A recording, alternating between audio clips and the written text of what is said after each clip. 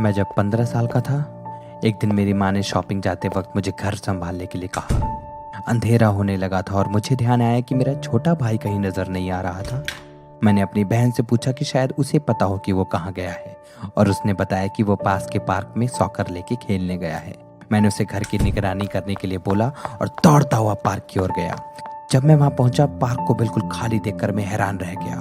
मैंने अपने भाई का नाम भी पुकारा, लेकिन कोई जवाब नहीं आया। मुझे चिंता होने लगी और तभी अचानक मुझे बाईं ओर से एक धीमी सी दबी हुई आवाज आई।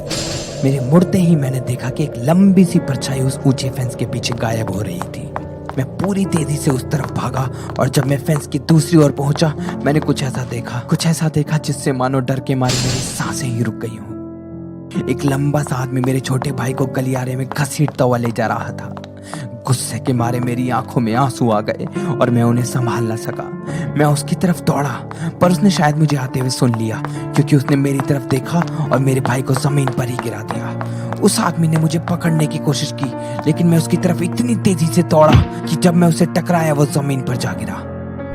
गाली देते हुए उसने उठने की कोशिश की, लेकिन मैंने उसके चेहरे पर जोर से लात मारना शुरू कर दिया।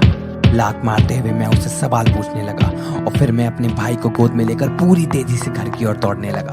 तब तक बाहर घना अंधेरा हो चुका था और मेरी माँ भी घर पर आ चुकी थी। वो चिंता के मारे बहुत परेशान थी और हमारे चेहरे देखते ही वो जान गई थी कि जरूर कुछ बुरा हुआ है।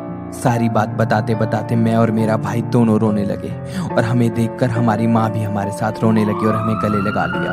और फिर आखिर में पुलिस को भी बुलाया गया, पर वो आदमी फिर कभी नहीं दिखा।